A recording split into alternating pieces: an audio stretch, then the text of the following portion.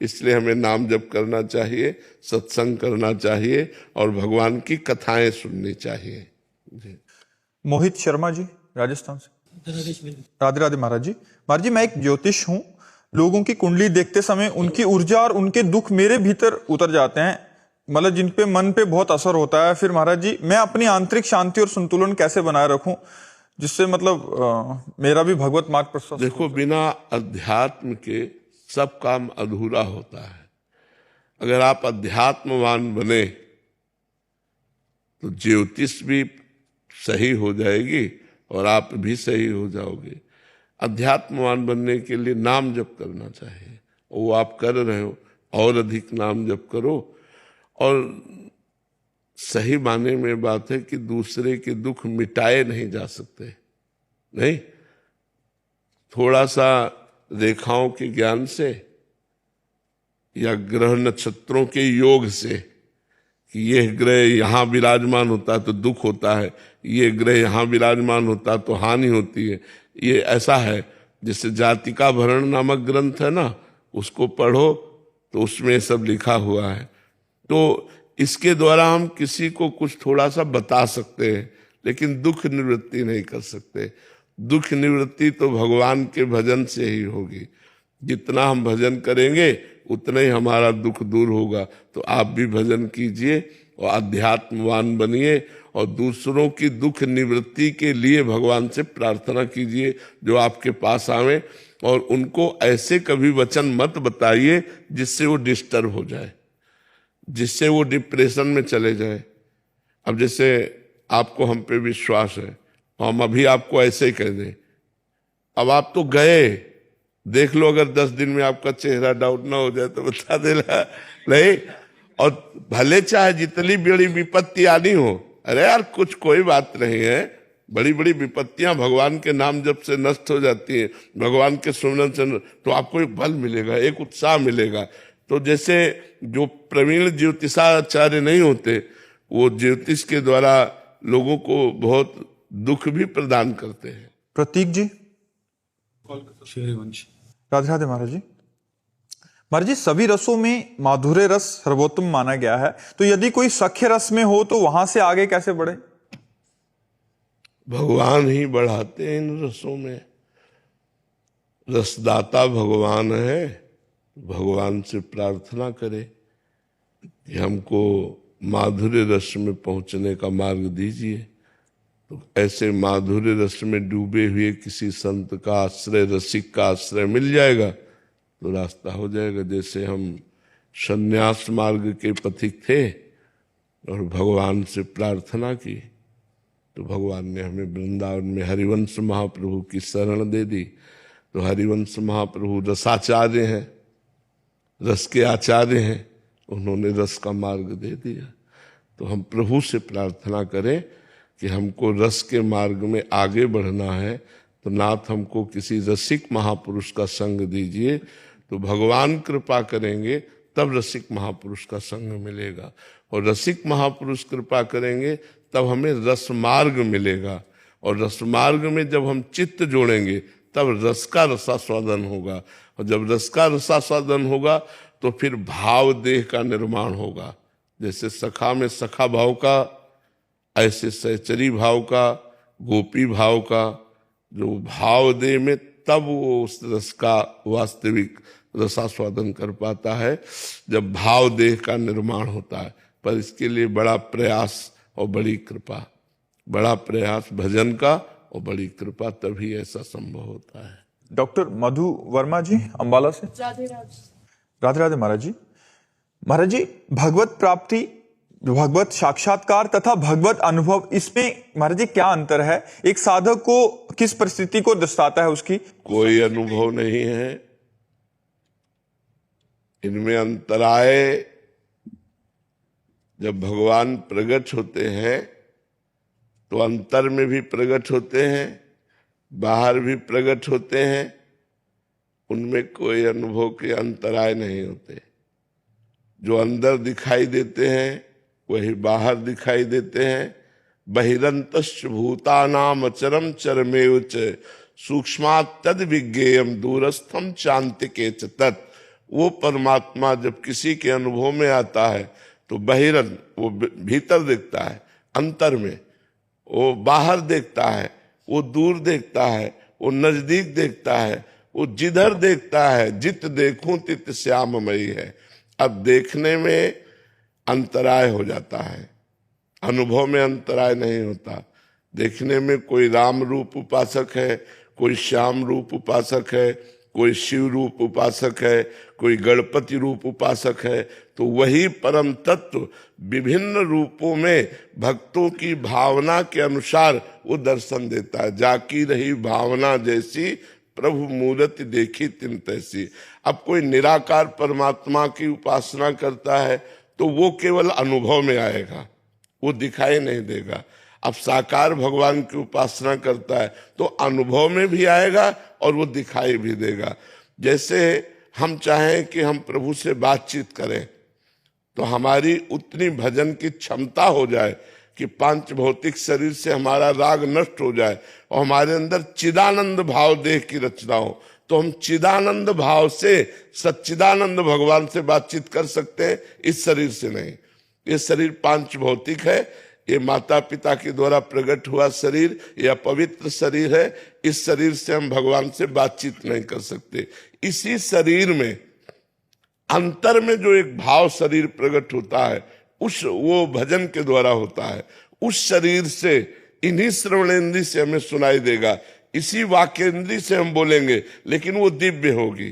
तब हम भगवान से बातचीत करते हैं, तब हम भगवान को देखते हैं। जैसे अर्जुन जी भगवान के साथ हैं तो जो अर्जुन जी भगवान का रूप देख रहे हैं वो रूप अपने लोग नहीं देख सकते, लेकिन अर्जुन जी जो रूप देख रहे हैं उससे भी एक अलौकिक रूप है जिसको भगवान ने अर्जुन को दिव्य दृष्टि दी, तब देख पाए। तो भगवान के विभिन्न रूप हैं, भगवान के विभिन्न लीलाएं हैं, विभिन्न नाम हैं। भक्त जैसी भावना करता है वैसा भगवान उसके अनुभव में और उसके साक्षात्कार में आते हैं। अनुभव होता है कि भगवान है और उसका हृदय प्रतिपल इसी आनंद में डूबा रहता है, लेकिन भगवान कैसे हैं ये साक्षात्कार में आता है।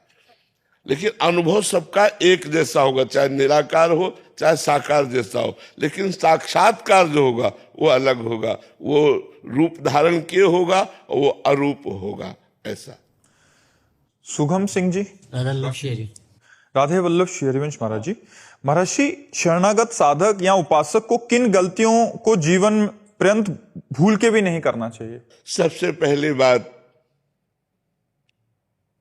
अगर गृहस्थ है तो अपनी पत्नी के सिवा किसी और माता बहन की तरफ गंदी दृष्टि न करे, गलत भावना न करे।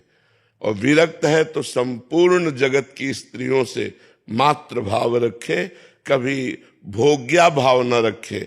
यदि भोग्या भाव रखेगा तो वो भ्रष्ट हो जाएगा और वो भगवान का भक्त नहीं कहा जाएगा, वो भगवान का शरणागत नहीं माना जाएगा। दूसरी बात, रसेंद्री के द्वारा हम वही पदार्थ पाएंगे जो शास्त्र आज्ञा करता है। मनमानी पदार्थ हम नहीं पा सकते। जैसे भोजन सात्विक होना चाहिए, अब हमारे भोजन पाने में ऐसी बहुत सी वस्तुएं हैं जो हमें निषेध की गई है। मांस है, अंडा है, ये चीजें निषेध की गई है। हम भूलकर निषेध वस्तुओं का सेवन न करें। पेय पदार्थों में शुद्ध पानी भगवान को अर्पित करके पिए और कहीं कोई शराब आदि पी तो बिल्कुल नहीं, कदापि नहीं, वो शरणागत भक्त नहीं माना जाता। तो ये रसेंद्री और जनेन्द्री अगर दो हमारी ठीक हुई तो बाकी सारी इंद्रियां अपने आप कंट्रोल में हो जाएंगी।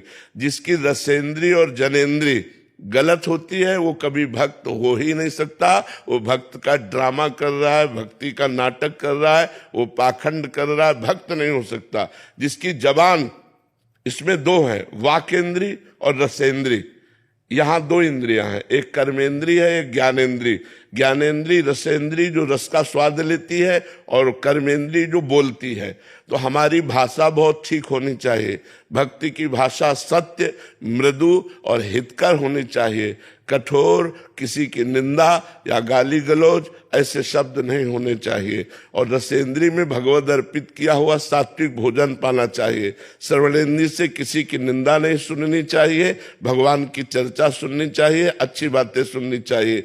नेत्रेंद्री से हम सबको भगवत स्वरूप देखें, मोबाइल आदि से गंदी बातें न देखें, गंदे सीरियल न देखें जिससे हमारा मनोविकार बढ़ करके हमको भ्रष्ट कर दे। ऐसा हम कोई आचरण न करें। श्री कृष्ण अनुकूलेन प्रतिकूलस्य विसर्जनम, भगवान के अनुकूल चलना है। भगवान के प्रतिकूल खान पान व्यवहार आचरण ये सब हमको त्याग देने हैं। और सावधानी सबसे बड़ी ये रखनी है कि हमको 1 मिनट के लिए भी भगवान को नहीं भूलना है। क्यों? क्योंकि मृत्यु हमारे जीवन के साथ है। पता नहीं कब हमारा शरीर छूट जाए, और उस समय हम भगवान का चिंतन ना कर रहे हों और हमारा शरीर छूट गया तो फिर जहां चिंतन होगा वहीं हमारा जन्म हो जाएगा।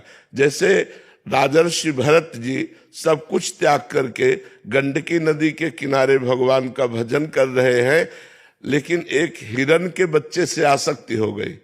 तो अंतिम समय उनका हिरण का चिंतन हुआ, तो उनको इतने बड़े भक्त होने पर भी हिरण की योनि में जाना पड़ा। तो हम सावधान रहें, हर मिनट हर सेकेंड राधा राधा राधा रटे तो हम भगवान के शरणागत हैं। खान पान व्यवहार आचरण की सावधानी और निरंतर भगवान के जप करने का प्रयास। अनु सिंह जी नोएडा से। राधे राधे। राधे राधे महाराज जी। महाराज जी, मैं एक बात जानना चाहती हूँ कि आत्मा को हम कैसे जानें एवं आत्मा का स्वरूप क्या है? आत्मा का स्वरूप जो भगवान का स्वरूप है वही स्वरूप है। जैसे जीव को भगवान का अंश कहा गया है, तो हम कहते हैं चाहे 1 टैंकर गंगा जल ले लो या 1 चम्मच गंगा जल ले लो, गंगा जल तो गंगा जल ही है।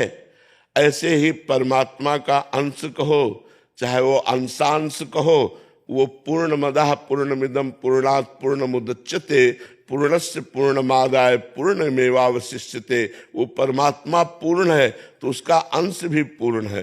तो जो आत्मा है वो पूर्ण परमात्मा स्वरूप ही है, पर वो देह भाव में हो जाने के कारण स्त्री और पुरुष भाव को प्राप्त हो गया। इसीलिए वो अपने को न जानकर 3.5 हाथ के शरीर में रहते हुए, सबके हाथों से नापो तो 3.5 हाथ का शरीर है, इसमें रहते हुए 50 वर्ष हो जाते हैं। हम अपने आप को नहीं जान पाते। हम अपने आप को इस 5 भौतिक ढांचे को ही मानते हैं। ये जो 5 भौतिक ढांचा है हम मानते हैं हम यही है। यही अज्ञान है और यही बार बार जन्म मरण का हेतु बनता है। अगर हम अपने स्वरूप को जान जाए तो हमारा मोक्ष हो जाए। उस स्वरूप को जानने के लिए पहला नियम है सदगुरु की शरण होना। जैसे हमें कहीं भी जाना तो गाइड की जरूरत है, क्योंकि हम जहाँ नहीं जानते हैं वहाँ हमें गाइड चाहिए। तो हम मोक्ष मार्ग को नहीं जानते हैं, आत्मा को नहीं जानते हैं।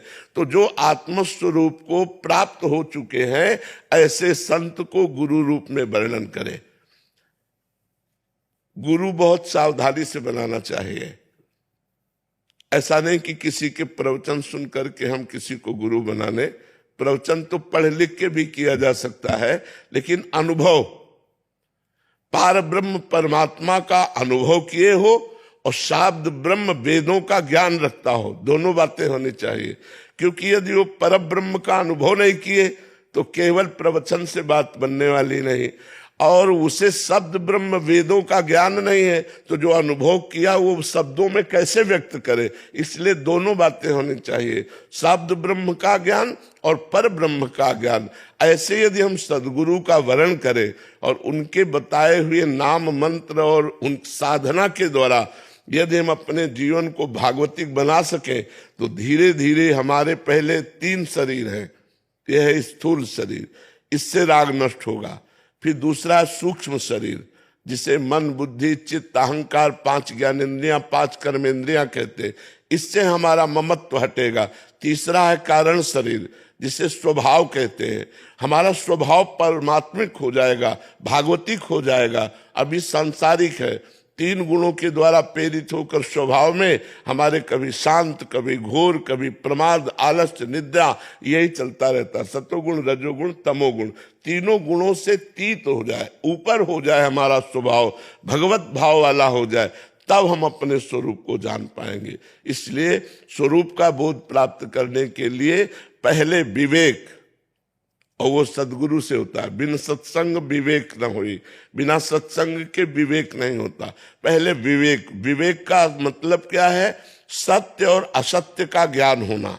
दूसरा, जिस असत को हमने जाना कि ये झूठा है, भोगों में सुख नहीं है, तो लोक परलोक के भोगों से वैराग्य।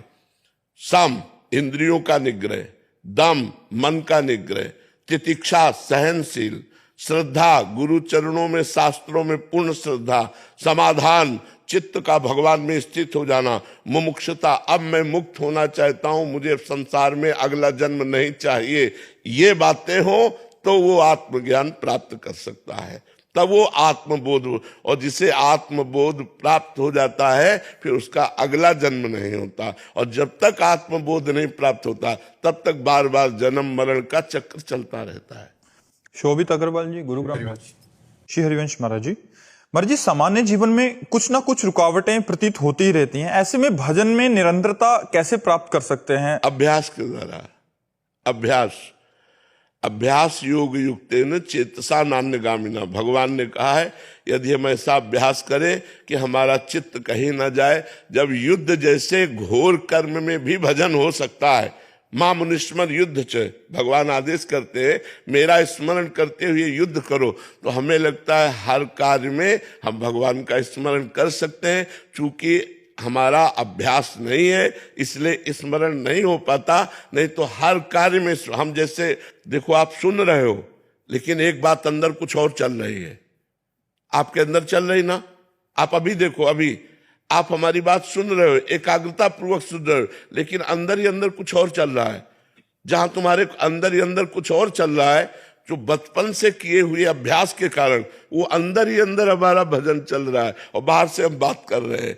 हमारा ये नहीं कि अब हम भजन छोड़ करके आपसे बात कर रहे हैं, हमारे भाव में वही बैठा हुआ है जो हम भजन करते हैं।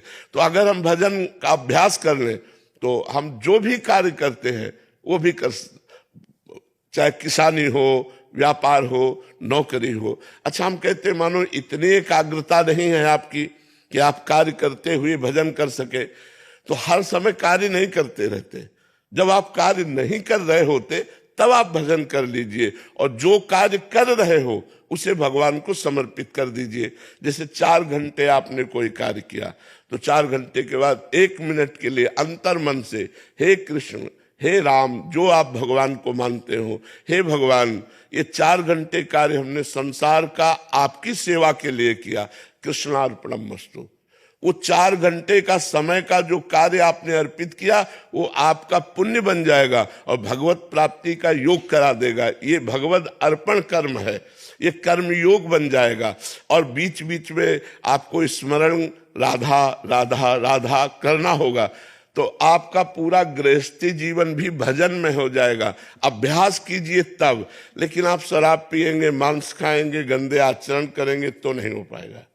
फिर अपवित्र बुद्धि ऐसा नहीं कर सकती, पवित्र बुद्धि कर सकती। इसीलिए हम सबसे कहते हैं कि आप ऐसे आचरण मत करो जिससे दुख प्राप्त हो। देखो, जब हमारे शरीर को कोई ऐसे काटे तो हमें पीड़ा होती है, तो क्या पशु को पीड़ा नहीं होती?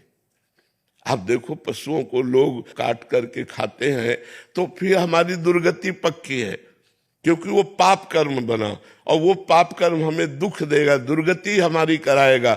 इसलिए पहले तो इन गंदे आचरणों को छोड़ देना चाहिए, फिर अच्छे आचरणों को धारण करें कि हम भगवान का नाम स्मरण करें, और जो कर्म करें वो भगवान को समर्पित कर दें। तो परेशानी क्या है? हम कह रहे 2 घंटे आप लैपटॉप में लगे रहे और आपने एक बार भी राधा नहीं बोला, तो हम 2 घंटे पूरे के पूरे भगवान को समर्पित तो कर सकते हैं ना, कि ये 2 घंटे कृष्णार्पणमस्तु, और फिर 1-2 बार नाम जप किया, फिर कार्य में लग गए, तो कितना सुंदर जीवन आपका हो जाएगा, कितना सुंदर जीवन हो जाएगा। जैसे मानो डॉक्टर है, अब वो अपने मरीज को पहली दृष्टि में देखे कि मेरे भगवान इस रूप में आए हुए हैं, मुझे सेवा दी है भगवान ने, और जितना ज्ञान है उसके अनुसार वो उसकी सेवा करे, और जितना समय लगा उस समय को कृष्णार्पणमस्तु कर दे, तो एक यज्ञ करने से जो फल मिलेगा वही उस डॉक्टर को उस मरीज की सेवा करने से फल मिलेगा।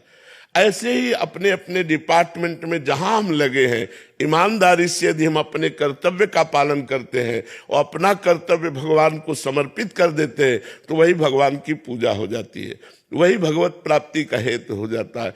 देखो, अर्जुन जी भगवान से कह रहे हैं मैं सन्यास लेकर भजन करूंगा, युद्ध नहीं करूंगा, पर भगवान कह रहे सन्यास नहीं लेना, युद्ध करो। अर्थात अपने कर्तव्य को भगवान ने जोर दिया है।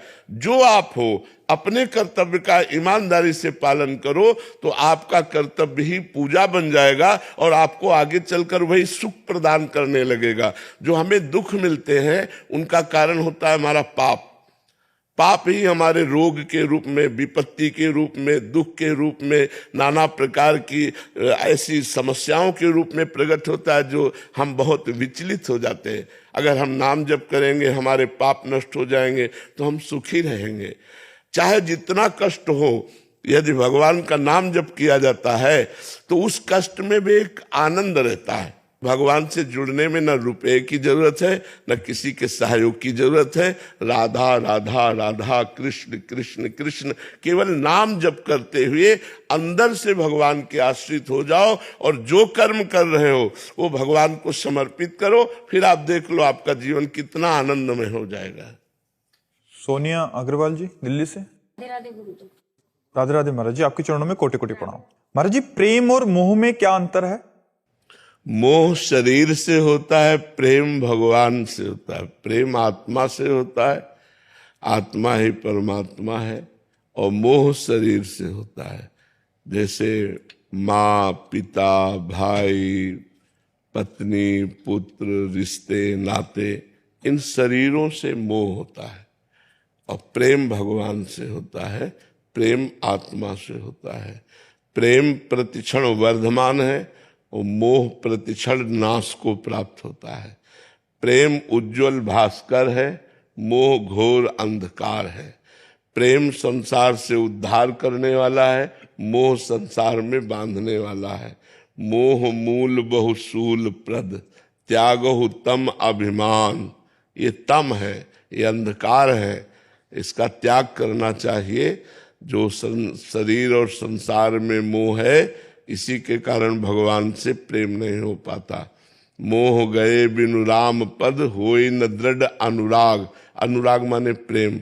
भगवान से अनुराग इसीलिए नहीं हो पा रहा कि अपने शरीर और दूसरे शरीरों से हमें मोह हो गया है। मोह ये अज्ञान है।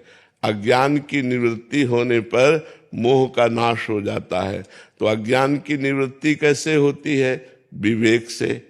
विवेक हो तो अज्ञान की निवृत्ति हो जाए। तो विवेक कैसे प्राप्त होता है? सत्संग से। बिन सत्संग विवेक न होई, राम कृपा बिन सुलभ न सोई। बिना भगवान की कृपा के सत्संग सुलभ नहीं होता, और बिना सत्संग के विवेक नहीं होता। और होए विवेक मोह भ्रम बागा। विवेक हुआ तो मोह रूपी भ्रम, अज्ञान का नाश हो जाता है। तब भगवान से प्रेम होता है। तो प्रेम आत्मा और परमात्मा से होता है, मोह शरीरों से होता है। गुरुदेव भगवान ने आप एक बार बताए थे कि मन को शांत करने का सबसे अच्छा उपाय है कि राधा नाम को किसी ऑब्जेक्ट पे लिखा जाए। तो क्या गुरुदेव भगवान इसको हम आंख बंद करके अपने मानसिक पटल पे लिख सकते? हाँ, बिल्कुल बिल्कुल बिल्कुल बिल्कुल लिख सकते हैं। आप अपने मस्तक पर लिख सकते हैं, आप अपने हृदय पे लिख सकते हैं, आप जहाँ चाहे वहाँ लिख सकते हैं। नाम को लिख करके जो जप करने का प्रक्रिया है वो बहुत उत्तम है, बहुत उत्तम। इससे बहुत जल्दी लाभ प्राप्त होता है। अरस जी पंजाब से। श्री हरिवंश महाराज जी। श्री हरिवंश महाराज जी, महाराज जी आपके श्रीमुख से सुना है कि भगवत प्राप्ति के लिए शुभ और अशुभ दोनों संस्कारों का नाश आवश्यक है। महाराज जी, मेरी जिज्ञासा है कि इसका वास्तविक अर्थ क्या है? क्या हमें शुभ कर्म जैसे दान, सेवा, परोपकार भी फल की आसक्ति के कारण छोड़ देना चाहिए? नहीं, हमको करना चाहिए, लेकिन भगवान को अर्पित कर देना चाहिए। तो दियम वस्तु गोविंदम तुभ्यमेव समर्पये। भगवान ने ही आपको धन दिया है, भगवान ने ही आपको शरीर दिया है, भगवान ने ही आपको बुद्धि दी है। तो सेवा इन्हीं से होती है, शरीर से होती है, बुद्धि से होती है और धन से होती है। तो हे भगवान, आपके द्वारा दी हुई वस्तु से आपकी ही सेवा हो रही है और ये सेवा भी आपको समर्पित है, तो इससे भगवत प्राप्ति का योग बन जाएगा। और अगर पुण्य हुए तो पुण्य का फल सुख है, और वो सुख संपत्ति ये हमें और प्रमाद स्थिति प्रदान करके घोर दुख में पहुंचा देती है। या बहुत अच्छे पुण्य हुए तो स्वर्ग मिल गया, स्वर्ग में थोड़ा भोग भोगे और फिर मृत्यु लोक में आ गए। पुण्य छीने मृत्यु लोके विशंति। तो इससे काम तो बना नहीं ना, काम तो बनेगा भगवत प्राप्ति से। इसीलिए शुभ अशुभ दुर्ग विध्वंस बल तब जयति जयति जग उच्चरय। शरण निरापक पद रमित सकल अशुभ शुभ नंस देत सहज निश्चल भगत सुजय जय श्री हरिवंश। शुभ और अशुभ दोनों का जब नाश हो जाता है तब भगवान के चरणों में अटल प्रेम होता है, अचल प्रेम होता है। और जब भगवान के चरणों में प्रेम हो जाता है तभी जीव को परम विश्राम मिलता है, परम आनंद की प्राप्ति होती है, आवागमन चक्र से जीव मुक्त हो जाता है। इसलिए भगवान से प्रेम होना अनिवार्य है और उसके लिए हमें खूब नाम जप करना है, डट के नाम जप करना है। हमें जो पुण्य करने हैं वो भगवान के लिए करने हैं। गंगा स्नान किया भगवान के लिए, किसी जीव को भोजन पवाया भगवान की प्रसन्नता के लिए, किसी को धन दिया भगवान की प्रसन्नता के लिए, तो वो पुण्य कर्म नहीं हुआ, वो भगवान की प्रसन्नता के लिए हुआ। और मैंने 10 रुपया इनको दान किया, वो पुण्य कर्म हो गया। तो 10 की जगह 1000 मिल जाएंगे। तो हमारी बुद्धि जब 10 में ठीक नहीं है तो 1000 में कहाँ से ठीक हो जाएगी। श्री हरिवंश महाराज जी आपके मुख से राधा नाम की इतनी महिमा सुनी, लेकिन अपनी लाडली की सहसा प्रीति हरिवंश नाम में है, तो फिर इसमें मन। हरिवंश नाम, राधा वल्लभ नाम, शरणागत मंत्र, निज मंत्र सब हरिवंश है, कोई अलग थोड़ी है। राधा कहोगे तो हरिवंश है, हरिवंश कहोगे तो राधा है। शरणागत मंत्र जप कर रहे हो तो हरिवंश जप कर रहे हो, निज मंत्र जप कर रहे हो तो हरिवंश जप कर रहे हो, राधा वल्लभ जप कर रहे हो तो हरिवंश जप कर रहे हो। ये अलग नहीं है। हरिवंश का स्वरूप क्या है? हाँ, हरि राधा वृंदावन सासै। तो बस चाहे राधा कहो तो वही पूरा संपूर्ण वैभव उसी में विराजमान है, चाहे कृष्ण कहो तो संपूर्ण वैभव विराजमान है, चाहे गोविंद कहो तो वही संपूर्ण वैभव विराजमान है। इसलिए महाप्रभु कह रहे कृष्ण कृष्ण गोविंद कहे, जपो कुछ तो जपो, पकड़ो जो तुम्हें नाम हरिवंश नाम तो हरिवंश हरिवंश हरिवंश हरिवंश रटो, तो जो तुम्हें प्रिय लगे, राधा राधा राधा राधा राधा। हरिवंश महाप्रभु प्रसन्न होंगे तो क्या देंगे? राधा नाम देंगे। तो हरिवंश कृपा से ही राधा नाम में प्रीति होती है। तो राधा हरिवंश, राधा वल्लभ, शरणागत मंत्र, निज मंत्र सब हरिवंश ही है, कोई इससे अलग नहीं है। अखिलेश जी काशी से। राधा वल्लभ। श्री हरिवंश महाराज जी, भगवान भोग में शुद्धता स्वच्छता का विशेष ध्यान नहीं हो पा रहा। घर में स्त्री शरीर ना होने के कारण खाना बनाने वाला कोई नहीं है, जिसके कारण बाहर से कोई आते हैं बनाते हैं। तो महाराज जी ऐसे में क्या भोग लगाएं? मन बड़ा दुखित हो जाता है और समय की ऐसी अनुकूलता नहीं है कि अब जैसी परिस्थिति उसमें निर्वाह करना चाहिए। जो भी हमारे सामने आया उसे प्रभु को अर्पित करना चाहिए। कि इसमें जो त्रुटि हो तो प्रभु आप समझ रहे हैं हमारी समस्या, तो प्रभु समस्या सब समझ रहे हैं। प्रभु भाव पाते हैं, भाव का भूखा हूं मैं और भाव ही एक सार है। जब आप गदगद कंठ से जो आपको बना के दिया, मतलब जो भी बना के दिया वो आप प्रभु के सामने, प्याज लहसुन न पड़ा होना चाहिए, जो अभक्ष पदार्थ के अंतर्गत आता है वो नहीं होना चाहिए। हाँ, तो और वो अगर मान लो वो तो घर में आके बनाता है, अब आप पुलिस ऑफिसर हो तो आपको अगर ना मिलेगा तो फिर होटल से लेना पड़ेगा। तो होटल से लेकर के अब वहाँ कौन कैसे बना रहा है, अपनी थाली में जो आया राधा वल्लभ लाल की जय भाव से अर्पित किया और पा लिया। तो अब जब ऐसी परिस्थिति के अनुसार है ना, जहाँ जैसी परिस्थिति होती है वहां वैसी पूजा होती है, तो जैसी परिस्थिति वैसे के अनुसार चलो। हाँ बिल्कुल बिल्कुल नहीं, जो जैसे जैसी परिस्थिति है, जो आपके सामने आवे उसी को भगवान को भोग लगा के खूब पाओ और खूब नाम जप करो, तो वो बुद्धि खराब नहीं करेगा। भगवान को अर्पित किया हुआ प्रसाद हमारी बुद्धि को शुद्ध करके भगवान में लगाता है। जनेश जी गुजरात से। जय श्री महाकाल। राधे राधे महाराज जी। महाराज जी, यदि हमें महादेव जी की सेवा में प्रवेश प्राप्त करना हो, कैलाश धाम तक पहुंचना हो, तो हम कैसे प्रवेश करें? उनके पावन प्रेम की प्राप्ति कैसे हो? हाँ, निरंतर शाम सदाशिव शाम सदाशिव शाम सदाशिव नाम जप करो, और रोज भगवान शंकर का जलाभिषेक करो और बिल्व पत्र चढ़ाओ, और जो उनको प्रसन्नता प्राप्त करने वाले आचरण हैं वो आचरण करो, शास्त्र सम्मत। शास्त्र विरुद्ध आचरण पसंद नहीं है।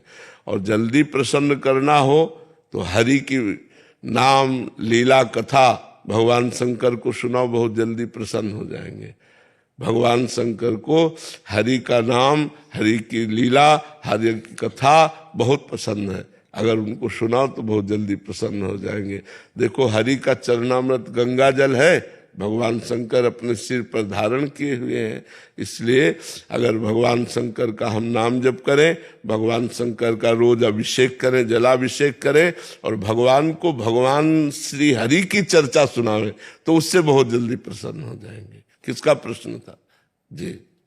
दीपेश जी कनाडा से। जय श्री राधे राधे महाराज जी। महाराज जी, जब आपकी ओर श्री जी की ओर देखते हैं तो असीम कृपा का अनुभव होता है, पर यह शरीर भगवत आश्रित होते हुए भी राग और द्वेष से भरा पड़ा है। महाराज जी, इसके बाद भी क्या श्री जी स्वीकार करेंगे, और राग द्वेष कैसे हटे? महाराज जी, श्री जी तो स्वीकार कर चुकी है, स्वीकार करेंगी नहीं। अगर स्वीकार न की होती तो आप हमारे सामने न बैठे होते, आप वृंदावन धाम न आए होते, आपको ये बातें न रुचती।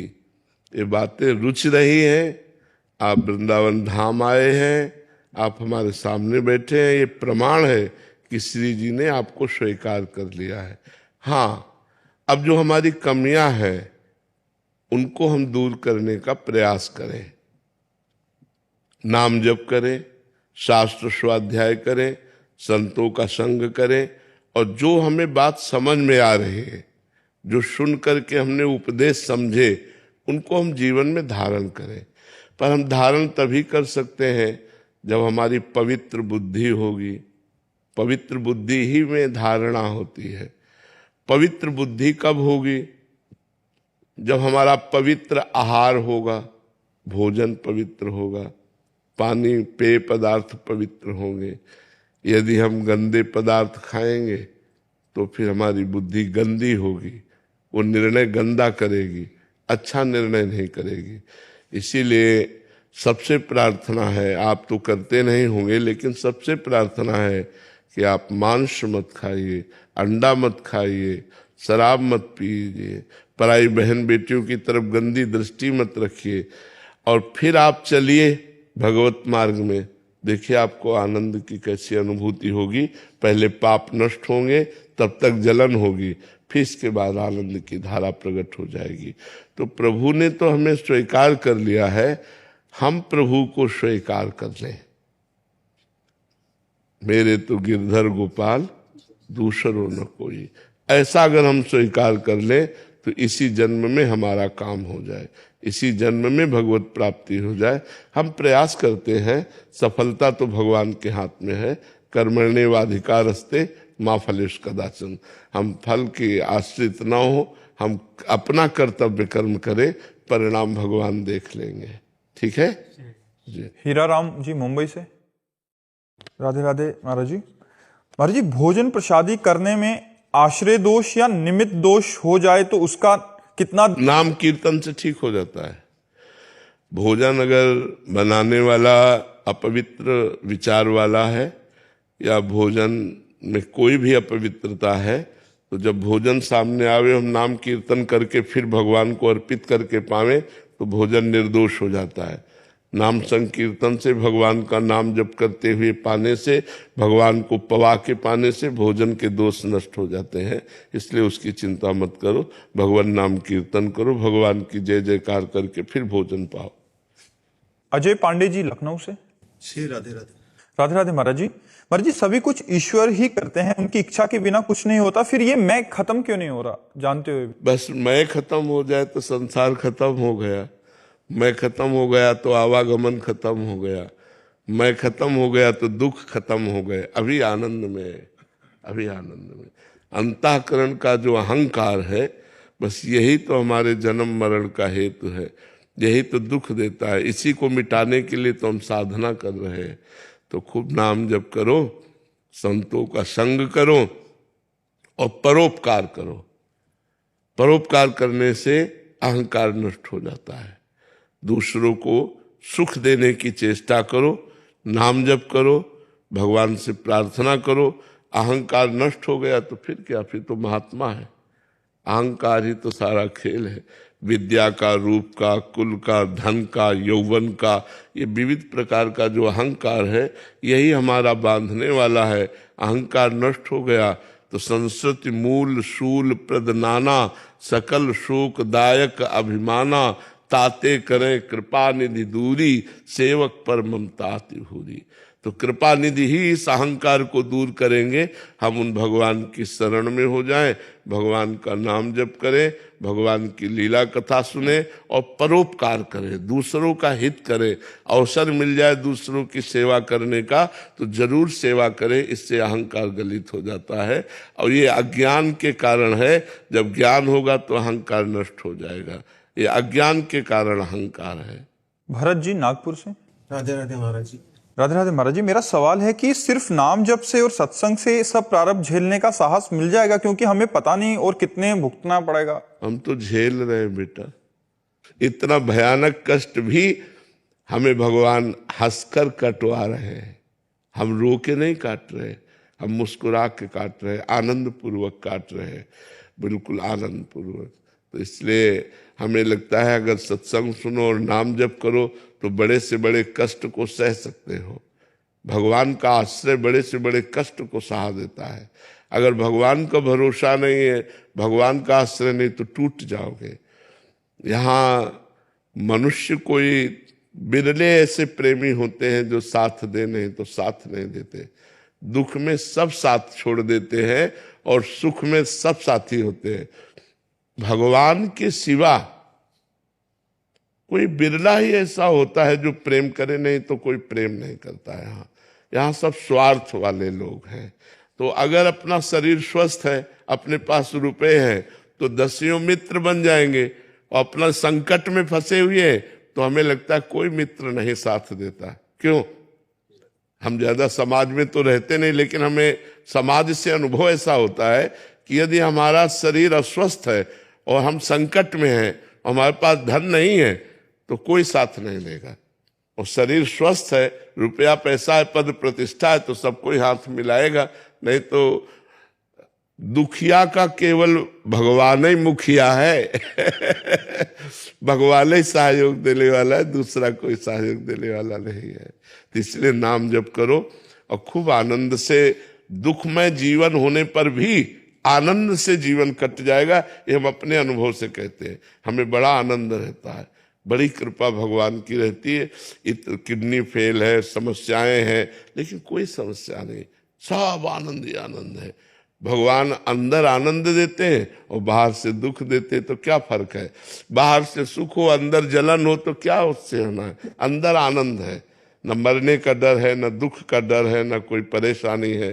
सब भगवान की कृपा से आनंद ही आनंद है। ऐसा अनुभव हो रहा है, मुझे आनंद चारों तरफ से घेरे हुए है, मेरा हृदय आनंदित बना रहता है। तो किडनी फेल है तो क्या, अब जब तक भगवान की इच्छा तब तक जी रहे, और जिस दिन हो जाएगा उस दिन भगवान के पास चले जाएंगे। राधे राधे उनसे करेंगे जाके। यहाँ उनकी जय जयकार कर रहे हो, वहाँ उनकी जय जयकार करना, चाहे यहाँ करवा लो चाहे वहाँ करवा लो। हम तो आपके गुलाम हैं, आपके दास है जी। अश्विनी तोमर जी। राधे राधे। राधे राधे महाराज जी। महाराज जी, जिस प्रकार आपके श्रीमुख से श्रीमद् भागवत जी में सुना था कि जब अक्रूर जी कंस जी का दूत बनकर श्री कृष्ण जी से मिलने ब्रज यात्रा के लिए गए और रास्ते में अक्रूर जी की जो स्थिति श्री कृष्ण जी से मिलने से पहले बनी हुई थी, यदि यही स्थिति किसी भक्त के हृदय में अपने गुरुदेव के प्रति प्रकट हो चुकी हो, लेकिन अपने गुरुदेव से उस स्थिति के अनुसार मिलन ना हो पा रहा और लाख सलाह मिलने पर भी एक ही लालसा हृदय में हो, तो ऐसे में भक्त। देखो, मिलना खास बात नहीं होती, खास बात होती है मिलन की चटपटाहट। हम मिले ना मिले, लेकिन हमें मिलने के लिए रोना तो आना चाहिए। हम अपने प्यारे के मिलने के लिए रोएं और तड़पे, और वो मिले ना मिले। जो आनंद रोने में तड़पने में है वो मिलन में नहीं है, पक्की बात समझ लेना।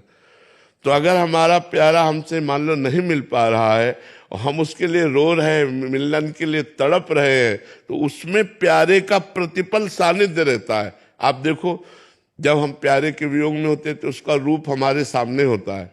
जब हम प्यारे के लिए तड़प रहे होते हैं तो उसकी बातें, उसकी हर एक एक चेष्टा हमारे दिमाग में नाचती होती है। तो वो हमसे दूर नहीं है, वो हम में समाया हुआ है। जब हम प्रेम में प्यारे के लिए तड़पते हैं तो प्यारे हम में समा जाते हैं, हमारे नेत्रों में समा जाते हैं, हमारे मन में समा जाते हैं, हमारे हृदय में समा जाते हैं। तो हमें लगता है प्यारे के लिए तड़पना सबसे बड़ी बात है। अगर हम तड़प रहे प्यारे के लिए, वो चाहे गुरुदेव हो चाहे इष्ट हो, अगर हम तड़प रहे तो हमारा जीवन धन्य हो रहा है। बस इसे गुप्त रखे और अंदर ही अंदर तड़पे, एकांत में रोए, एकांत में अपने प्यारे के लिए रोए। कोई जान न पावे कि भगवान का प्रेमी है या ये गुरु का प्रेमी है। राधे राधे महाराज जी।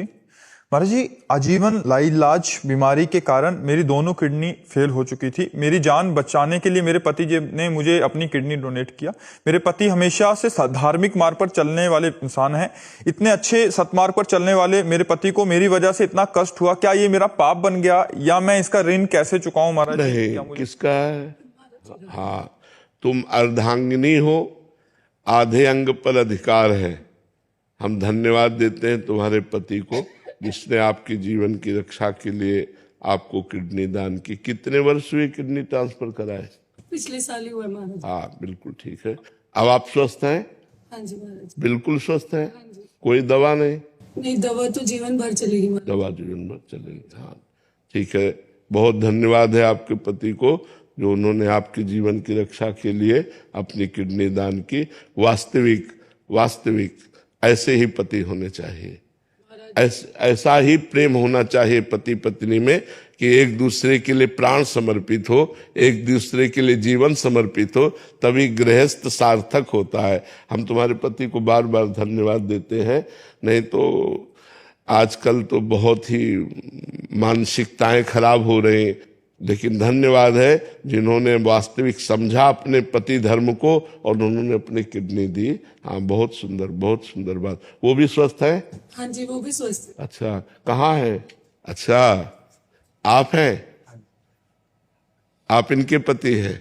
हाँ, धन्यवाद आपको, बहुत बहुत धन्यवाद। इनके जीवन बचाने के लिए धन्यवाद। और भगवान आपको भी स्वस्थ रखें और आपको भी स्वस्थ रखें। हाँ, दोनों नाम जप करो और अच्छे से चलो, ठीक है? हाँ, आपको इसलिए बार बार धन्यवाद देते कि कलिकाल में अपनी पत्नी के लिए कोई अपने प्राणों की बाजी लगा दे, ये बहुत बड़ी बात होती है। बहुत सुंदर बात। धन्यवाद आपको, बहुत सुंदर जी। महाराज जी, क्या कर्ज अधिक हो जाना भी पूर्व कर्म का फल है? नहीं, मूर्खता कि हमारी जितनी सामर्थ्य नहीं उससे ज्यादा हमें मकान बढ़िया बनाना है, कर्ज कर लिया, गाड़ी लेके चलनी, कर्ज कर लिया, ये मूर्खता है। हमारी सामर्थ्य साइकिल की है तो हम बिना कर्ज लिए साइकिल से चलेंगे। अपनी बेटी का ब्याह करना है तो अपनी सामर्थ्य के अनुसार लड़के से ब्याह कर दो, अपनी सामर्थ्य के अनुसार चलो, कर्ज लेने की जरूरत नहीं है। हमें लगता है कि जो थोड़ा बड़ा तो सहयोग की बात अलग है, ये जो बड़ा कर्ज हो जाता है इसका मूल कारण हमारी आवश्यकता बड़ी हो गई, आवश्यकता बड़ी हो और लोगों में दिखावेपन का भाव। वही ब्याह बहुत आराम से हम कर सकते थे और वही ब्याह करोड़ों में करते हैं, करोड़ों की पार्टी के लोग देखें। अब कर्जा लेके किया तो तो हमें चाहिए अपने मर्यादा के अनुसार, अपने सामर्थ्य के अनुसार यदि हम जिए तो हमें कर्जा नहीं करना पड़ेगा। और कर्जा करना बहुत हानिकारक बात है। यदि कर्जा ना पटा पाए तो अगले जन्म आपको फिर किस योनि में जाना पड़ेगा, उसका क्या बन करके कर्जा चुकाना पड़ेगा पता नहीं। इसलिए कर्जा किसी का रहना नहीं चाहिए, किसी का नहीं रहना चाहिए। बहुत सावधान रहना चाहिए, किसी का कर्जा नहीं रहना चाहिए। वो सुविधाओं का काम नहीं है, वो दुख का काम है। इसलिए ऐसी कोई सुविधा कर्ज से न खरीदे, जो जैसे गाड़ी है, मकान है, विविध प्रकार की वस्तुएं, अपनी गरीबी से निर्वाह कर ले, कर्ज नहीं करना चाहिए। श्री हरिवंश महाराज जी, क्या कुंडलिनी जागरण के बाद हृदय से भावनाएं चली जाती हैं? क्या नींद कम हो जाती है? और इस अवस्था को कैसे संभालें? कुंडलिनी जागरण से तो भावना बढ़ती बच्चा। भागवतिक शक्ति, कुंडलिनी क्या है? एक भागवतिक शक्ति है।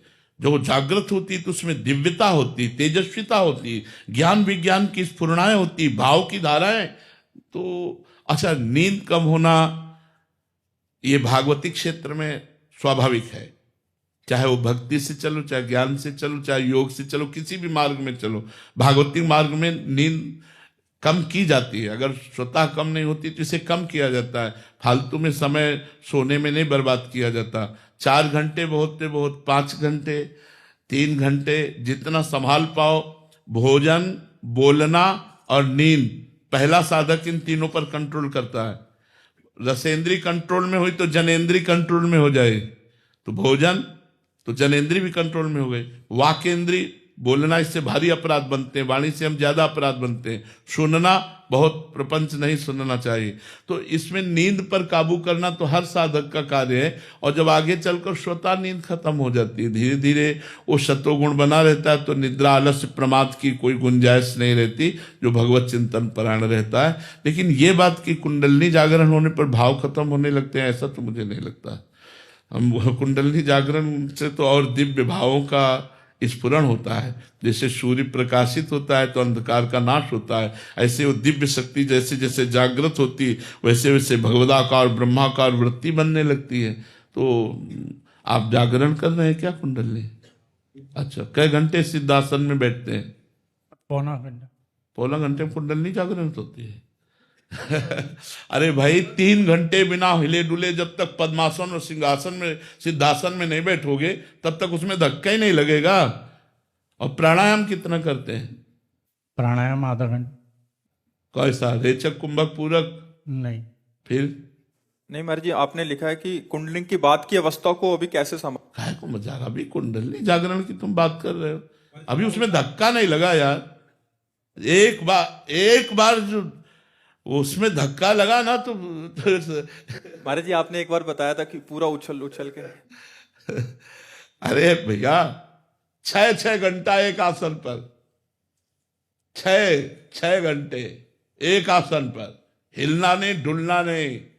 और भगवदाकार वृत्ति, मंत्राकार वृत्ति, ऐसे को 90 प्राणायाम, रेचक, पूरक, कुंभक। बाल्यावस्था से भगवान के मार्ग में है तो पहले से ब्रह्मचारी, महावाक्य, संन्यास, उस मार्ग से गुजरते हुए आए। तो आज हम वैष्णव मार्ग में, लेकिन पहले हम संन्यास मार्ग में थे। तो यही महाराज जी, हमें लगे कि हमारी कुंडलिनी जागृत हो गई है तो फिर कैसे संभालें महाराज जी? भैया, जब कुंडलिनी जागृत होती है ना तो संभालने की शक्ति उसी में विराजमान है। आप क्या समझते हो? कुंडलिनी जागरण के लिए 2-4 लोगों को चाहिए क्या संभालने के लिए? उसी में पावर विराजमान होता है।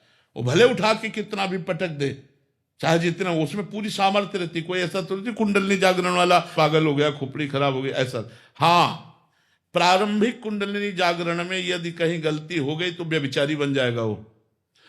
कुंडलिनी जागरण करने के अभ्यास वाला अगर किसी भी तरह वीरपात करता है तो नष्ट हो जाएगा, वो पतित हो जाएगा। ये बहुत सावधानी की जरूरत है। हम कहते हैं राधा राधा रटो, सब जागरण हो जाएगी, तुम्हें पता भी नहीं चलेगा। तुम्हें पता भी नहीं चलेगा कब कुंडलिनी जागृत हो गई। जो कुछ प्राप्त होना सब प्राप्त हो जाएगा। अब मान लो हमारी बात, राधा राधा जपो और आसनों पर बैठो, आसनों पर बैठने का अभ्यास करो। अभी तो आप क्लास ही नहीं कर पाए। 3 घंटे बिना हिले डुले, ऐसे भी नहीं करना, 3 घंटे बिल्कुल एक आसन पे, तब उसमें धक्का लगता है कुंडलिनी में। जब प्राणायाम, रेचक, पूरक, कुंभक इन प्राणायामों के द्वारा, तब उसमें धक्का, वो सोई हुई कुंडलनी को धक्का लगता है, तब वो तो होश बदल जाते हैं। रात दिन मंत्राकार वृत्ति, पवित्र आचरण, पवित्र व्यवहार, किसी से कोई मतलब नहीं, तब ऐसे ठीक है प्रयासरत रहो। आप कुंडलनी पर दृष्टि मत रखो, भजन पर दृष्टि रखो कि नाम न छूटे, अपने आप वो जागृत हो जाएगी, आपको पता भी नहीं चलेगा। अनुज शर्मा जी दिल्ली से। जय जय श्री हित। श्री हरिवंश महाराज जी। महाराज जी, धर्म और संप्रदाय में क्या अंतर है? धर्म एक सनातन है जो सबके लिए है, और संप्रदाय मार्ग है। सनातन जैसे आकाश, सबके लिए आकाश एक जैसा है, लेकिन मार्ग अलग अलग हैं। उसी धर्म के परिणाम स्वरूप भगवान का अवगाहन करने के लिए। अब जैसे कोई वात्सल्य भाव से भगवान को बेटा के रूप में दुलार करता है तो पुष्टि मार्गी संप्रदाय है। कोई मैं ब्रह्म हूं अद्वैत भाव से भगवान की आराधना करता है तो आदि गुरु भगवान शंकराचार्य जी का मार्ग है। कोई सहचरी भाव से उपासना करता है तो हरिवंश महाप्रभु स्वामी हरिदास जी, हरिव्यास देवाचार्य जी, श्री भट्ट देवाचार्य जी, इन महापुरुषों के द्वारा जिससे प्रकाशित हुआ मार्ग। सखा भाव में श्री वल्लभाचार्य जी, अष्ट सखा आदि का ऐसा वर्णन है। तो ऐसे जो भाव के द्वारा संप्रदाय बनाए गए हैं, जो चतुर संप्रदाय हैं, ये वो मार्ग हैं जिनके द्वारा हम चलकर भगवदानंद का अनुभव करते हैं। और जो धर्म है वो सनातन है, उसके बहुत से विभाग हैं सनातन धर्म में। जैसे आप सनातन धर्मावलंबी हैं, लेकिन आप किसी के पति हैं, किसी के पुत्र हैं, किसी के भाई हैं, किसी के पिता हैं, तो आपका एक पिता का क्या धर्म होना चाहिए, एक पुत्र का क्या धर्म होना चाहिए, एक भाई का क्या धर्म होना चाहिए। इस तरह से समाज के बहुत से धर्म के स्वरूप प्रकाशित है एक ही सनातन धर्म में। आप शिक्षक हैं तो आप शिक्षक का धर्म क्या होना चाहिए, आप डॉक्टर हैं तो डॉक्टर का क्या धर्म होना चाहिए, आप न्यायाधीश हैं तो न्यायाधीश का क्या धर्म होना चाहिए, आप वकील हैं तो आपकी वकालत का क्या धर्म होना चाहिए। ये वो आकाश की तरह सनातन है और उसके विभाग बहुत से हैं। और संप्रदाय सीधे भगवान से मिलाने का मार्ग। धर्म, अब जैसे आप वकालत का धर्म जानते तो इससे भगवत प्राप्ति तो नहीं हो जाएगी उसके लिए तो, लेकिन जो संप्रदाय मार्ग है ये सीधे भगवत प्राप्ति के लिए ही है, केवल भगवत प्राप्ति के लिए ही है संप्रदाय। समझ पा रहे हो ना जी? धर्म से अर्थात ले लिया जाता है कि ये अमुक है, ये बीच की मान्यता है। मूल जो है सब सनातन है। सनातन का मतलब पुरातन, मूल में सब सनातन है। ये बीच की मान्यता है कि हम अलग अलग अपने धर्मों को, तो ये समाज का जो विभाजन है ये मानसिकता है। सनातन का विभाजन नहीं हो सकता। सनातन जैसे आकाश का विभाजन हो सकता है क्या? कहीं भी जाओ आकाश है। सनातन वायु है, सनातन आकाश है, सनातन सूर्य है, सनातन पृथ्वी, इसका कभी विभाजन नहीं हो सकता है। तो सनातन के बीच में ही अपनी अपनी बौद्धिक स्तर की छोटी छोटी टुकड़ियां कर ली गई हैं, वो बौद्धिक स्तर की है। बकाया वो भी सब सनातन के अंतर्गत ही है। सनातन से बाहर कोई नहीं है। जैसे आकाश से बाहर कोई नहीं है, ऐसे सनातन से बाहर कोई नहीं। तो गुरुदेव, अलग अलग संप्रदायों के जो मार्ग है, क्या वो हमारे कर्म धर्म के ऊपर भी फर्क डालते हैं? हाँ, डालते हैं। अलग अलग संप्रदाय की पद्धति है भगवान को रिझाने के लिए, अलग अलग संप्रदाय की पद्धति है। अब जैसे वैदिक सिद्धांत में प्रत्येक द्विजाति को त्रिकाल संध्या करने का आदेश है। अगर वो संध्या नहीं करता तो अपराध है। लेकिन वही द्विजाति जब प्रिया प्रीतम के प्रेम संप्रदाय में दीक्षित हो जाता है, तो आठों पहर की हमारी सेवा है। तो जिस समय संध्या गायत्री जप करने का होता है उस समय हमारा संध्या का प्रोग्राम होता है। श्री जी का अष्टयाम सेवा में संध्या की सेवा होती है, उनका संध्या भोग, संध्या आरती, संध्या पद, संध्या के रास के पद, तो विभाजन हो गया ना। वो गायत्री का अनुष्ठान, सूर्य को अर्घ देना आदि आदि जो वो हट गया।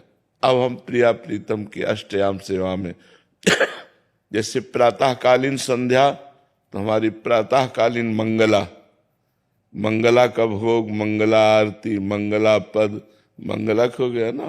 तो जैसे मध्याह्न संध्या, तो फिर मध्याह्न में राजभोग श्री जी का, राजभोग आरती, राजभोग सैन। तो हमारे पास समय नहीं है संध्या का, जो त्रिकाल संध्या करने की। अच्छा, उसका फल क्या है त्रिकाल संध्या का?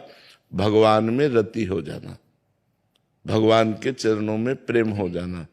और वो अष्टयाम सेवा हम आठों पहर प्रेम में प्रियालाल को दुलार कर रहे हैं, उसमें कोई अंतर नहीं।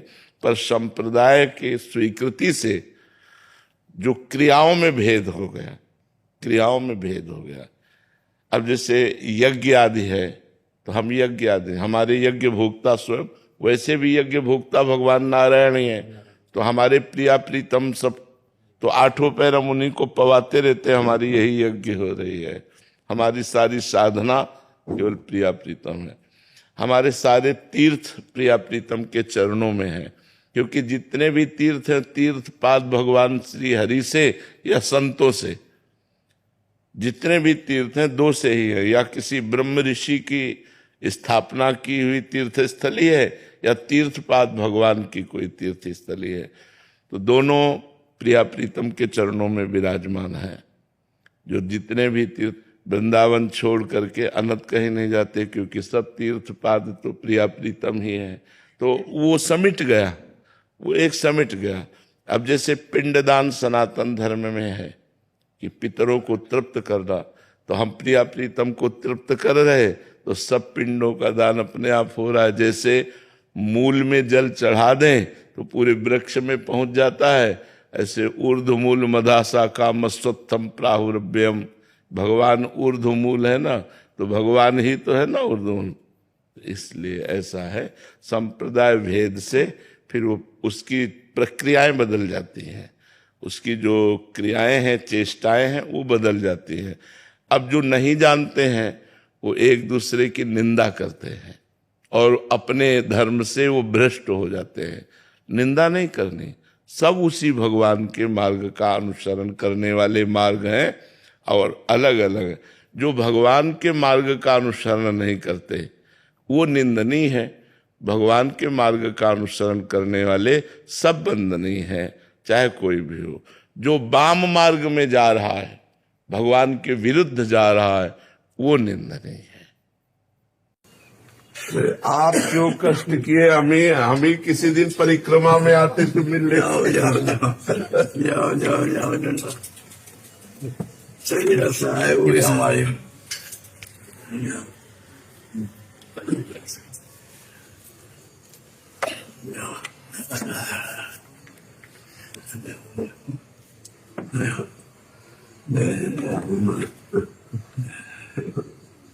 बड़ी कृपा, बड़ा वात्सल्य किया।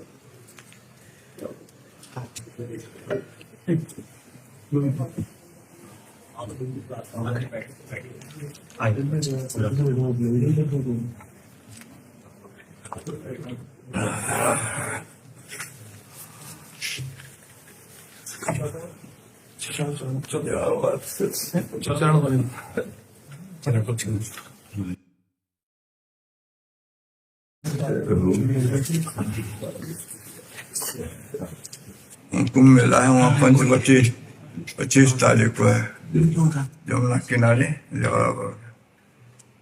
25 तारीख अब जब गए तो बहुत सुख मिला, आप इतना कष्ट से करके आए। परिक्रमा जाते दर्शन हो जाते था आपका, शरीर से घुटने से लाचार। 25 तारीख को है।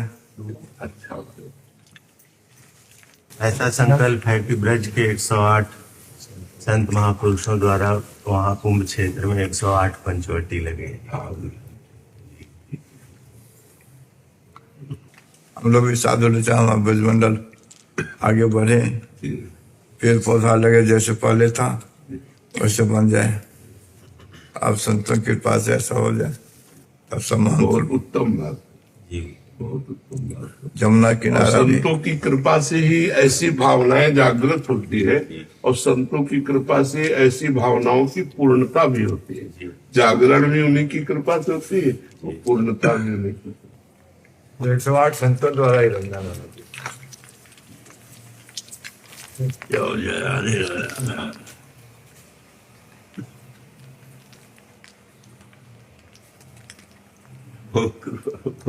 आए परिक्रमा में दर्शन हो जाता है। चलते चलते सब संतों को दंडोत, राधे राधे कुंज मन में डोलो। हम लोग कुंजे तो है, कुंजे में सभी लोग रहते हैं।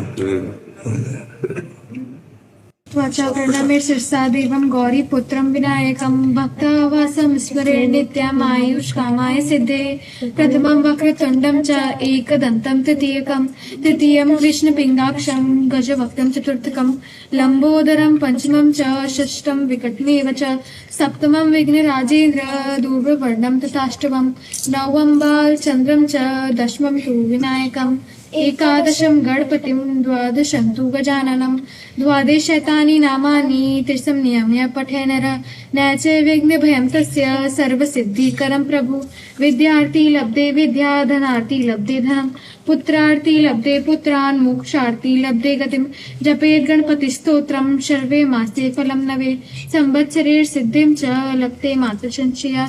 अष्टाभ्यो ब्राह्मणे च लिखित्वायात् समय प्रवेत् तस्य विद्या भवेत् सर्वा श्री गणेशस्य प्रसादात्। जन्म के साथ ही हमारी मृत्यु भी है। हमारे जन्म के साथ मृत्यु भी प्रकट हुई है।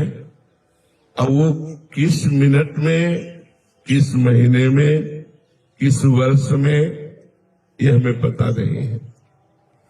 लेकिन हमारा बहुत कीमती शरीर है, मनुष्य शरीर बड़ा दुर्लभ शरीर है।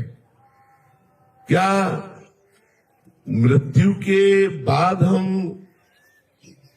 अन्य योनियों में जब जाएंगे तो ये स्वतंत्रता प्राप्त कर पाएंगे क्या जो मनुष्य शरीर में है?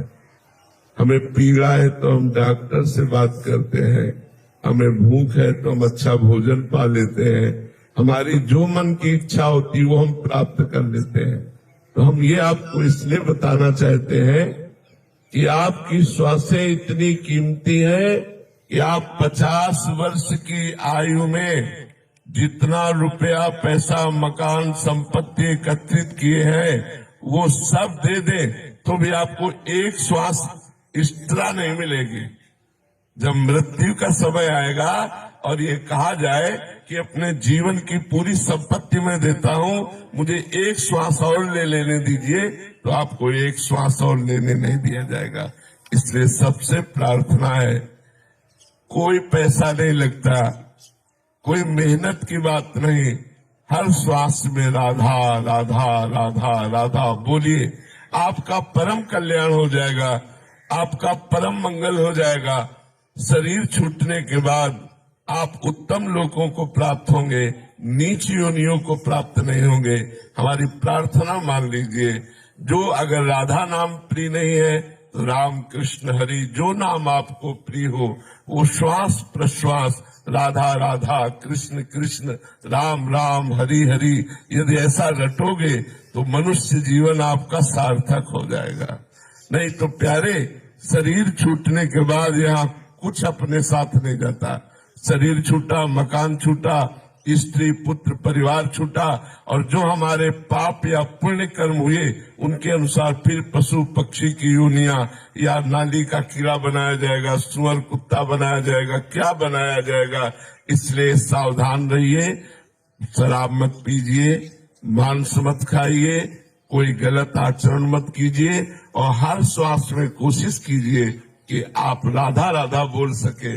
अगर आप राधा राधा बोल पाएंगे तो आप इसी जीवन में देख लेंगे इस राधा नाम का चमत्कार आपको कहां से कहां पहुंचा देता है। लाखों लोग ऐसे हैं जो राधा नाम के प्रभाव से गंदे आचरणों का त्याग करके भगवत मार्ग में चल दिए। हजारों नहीं, लाखों लोग ऐसे हैं। तो आप सबसे प्रार्थना है कि आप हर श्वास में एक बार राधा राधा नाम जपने का प्रयास कीजिए। जितना नाम जप करेंगे उतने आपका लोक परलोक सब सुखमय हो जाएगा। श्री राधा वल्लभ लाल की जय।